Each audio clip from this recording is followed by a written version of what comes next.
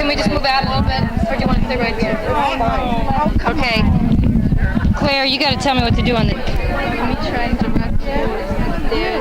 I'm talking to the microphone. Hello, testing 1, 2, 3. Can you hear anything? Claire, should she be able to hear anything right now? Yeah. She can't hear anything. She can't hear anything. 1, 2, 3. 1, 2, 3. 1, 2, 3. I have a hard time figuring out if I can hear you. All right. Testing. 1, 2, 3. 1, 2, 3. 1, 2, 3. Testing 1, 2, 3. All right, you got 2 minutes now. Can you explain to us exactly what civil disobedience is? Civil disobedience is making a very conscious choice to non-cooperate with a law that protects the rights of people who we believe are breaking the law. And what kind of forms can civil disobedience take? Well, in this instance, and what we're going to be doing tomorrow, it's going to take the form of people consciously deciding to not respect the property rights of people who are breaking international treaties by using weapons of violence that can annihilate civilians. It's against international law. Is it generally agreed here among everyone who's taking part in civil disobedience that the actions taken by the women will be nonviolent? Absolutely, and it is a policy of the camp that anyone participating in an action tomorrow must have gone through a nonviolence training, which in this camp is a 5-hour commitment. And what kind of training do people receive in nonviolence? Well, what we're doing here today is we're teaching people the skills of how to create a nonviolent interaction. It has to do with listening, it has to do with respecting other people's feelings, other people's beliefs. It has to do with attempting to persuade and influence people rather than coerce people into agreeing with you or cooperating with your beliefs. Given the atmosphere in the local communities in the last day or two, do you fear that despite the training and nonviolence women here may have received, that there could be violence tomorrow? Come from us, and if it does come, they will receive a nonviolent response. We discipline of nonviolence no matter what happens tomorrow, because that's the strength of our movement. And how effective do you think civil disobedience will be?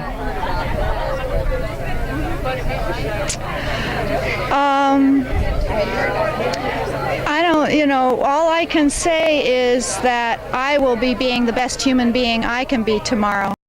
And that means maintaining discipline there is in response to other people. And my belief and my commitment is that that will have an effect, even on the people who perpetrate the violence, that they will expect the response that they will get, and they'll be somehow changed by that. Thank you very much.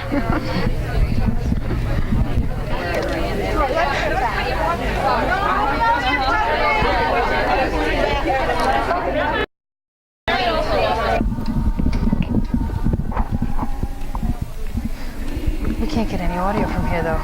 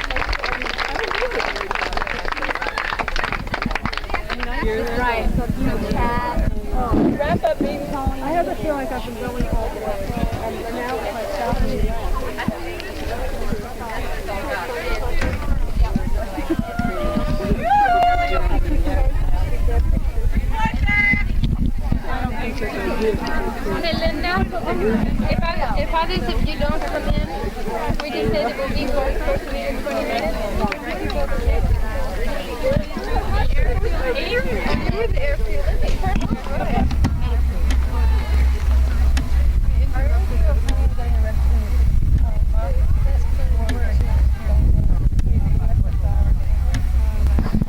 You all set?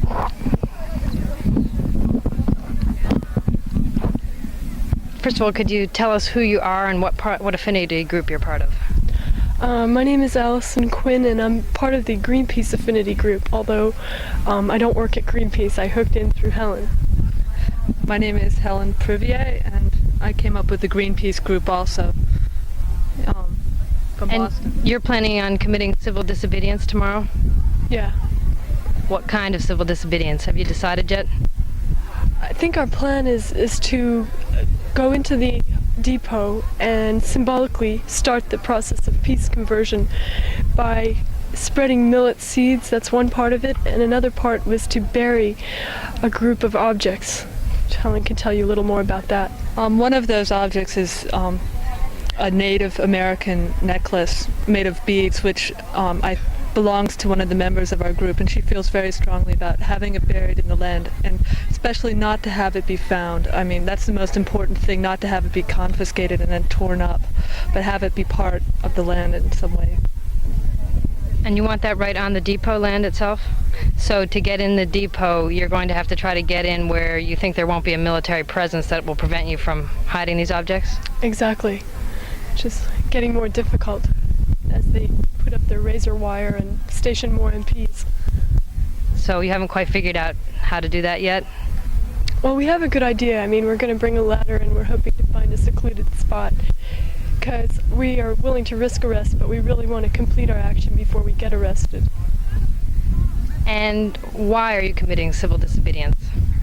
Well, there's a number of options which we could do, one of which is to do something outside of the fence, which is more geared to public outreach, to talking to the people outside. The discussion we had for doing civil disobedience was that we wanted to take the matter to the people who in the depot itself. I mean, these are the people who we want to talk to. We want to let them know that we're serious about it, and that keeping up a fence is not going to stop this movement. Are you afraid that some of the military personnel may use force against you and there could be some violence tomorrow? To tell you the truth, I'm less afraid of the MPs than I am of the some of the angry townspeople based on the experiences in Waterloo. Were you at Waterloo yesterday? No, I just heard about it, and it seemed... I was surprised to see that how angry people really are. Some people around here, I know some people support us, but others are angry, and it seems as though, I mean, although the MPs are in a position of power and their job is to defend the depot, they may be politically on our side, and some of them are, from the experiences I've heard. Helen, have you been surprised by the level of anger, and how do you explain it? Well, I have been some surprised by it. I have a hard time understanding it since I think people here have been very careful to maintain community relations, but I have a hard time understanding it, yeah. I think maybe it just takes people quite a long time to accept new ideas when they've grown up in an area like this that has an army depot where that's become such a part of their lives. takes them a while to accept that it need not be there, that there are alternatives, that peace conversion is really an option. And they're threatened by that at first. Also, I think that this is a very secluded area in the state, and we really are, in their eyes, intruding in the area. Almost, I think a lot of them feel resentful that a group of people are coming in the area and telling them what they should do. Ideally, what effect do you think tomorrow's civil disobedience actions could have? I think, well, what I see as the greatest hope for civil disobedience is for other people in the area and in the country to see the beginning of ways in which people can take back power that the government has usurped. Because I have faith from the strength of the nuclear freeze movement that the majority of people in this country don't want don't want to build nuclear weapons, building a greater force all the time. And I think that people doing civil disobedience indicates to, or can serve the purpose of indicating to other people that there is an option, there's a possibility for wresting back some of that power. Also, there's been a lot of positive feedback from the people in the area, which isn't as doesn't make it good as news story maybe as violent action. One of which was related to us in the general council meeting last night. After on a night out, one of the MPs was talking to a woman who was working in the security desk here, and at the end of the night, he turned in his badge. Yeah, it's quite a story, and maybe you can find out more about it. Very interesting. So, are you both fearful about what could happen tomorrow, or excited, worried? What's your reaction? I'm very scared. I'm concentrating as much as possible on maintaining calm, and the only way for me to do that is to remember the reason why I want to do it, and remember my goal instead of worrying about what they can do. But I am worried about it. I'm worried about it. I want it to go as well as we planned. I don't want us to get arrested. I want us to go in, leave the things that we have to leave to the ground, and get back out. Good luck. Thanks a lot. Okay. Really?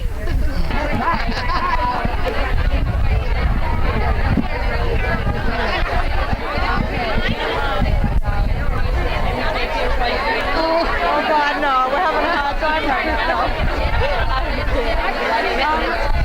Could I just stop and refresh with you how I distracted you?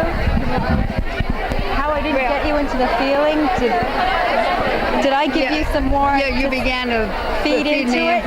information rather than finding And out. keep asking you questions? Or first finding out, and finding some common ground. I didn't find any common. Well, you did say something about it, but it was kind of in a more of a feeding information, that you want to save the United States too, kind of thing. Okay, Yeah, right. so let's keep it going. Well, how do you feel about peace issues? Do you feel I want peace, and that's the only way we keep peace is by having all these armaments here. Isn't that I think they quit. Isn't peace patriotic? Do you have a sense, don't you feel that peace is a patriotic? Sure, I do, but I think in order to have peace, we got to have all those missiles. How are you going to keep those Russians from coming in here unless we have all those missiles there to keep them protecting us? We don't have peace without it. I'm afraid too. I'm afraid for the future of my child. Yeah, what I would suggest was, I think I'm feeling you're afraid. Instead of saying you the other way. We're doing three things. First, now what was the first thing you did? You try to find out or state what the other person's Common feeling. ground? No. Find out first what the what other it feeling. is that's being said. Feeling. Like for instance, you Okay. said, I feel that you're really fearful, and fearful of communism or something that way. Then the second one is find a common ground, and the third one is then you begin to ask me questions. That's a hard one for me. Where did I lose it as far as me not connecting with what you were saying? Somehow or other, I didn't feel you were trying to find out or telling me or That the Russians were my feelings. more about the Russians. Yeah, you said it were was- kind of telling me all about how awful the Russians. I mean, well, you were feeding me information instead of finding out what I felt. to deter you, to actually Yeah, deter right, you from what you were right. feeling. Change Yes, my I mind. know. To change I my was mind. doing that, but I was thinking that I couldn't handle your question. So anyway, I think they want us to have attention.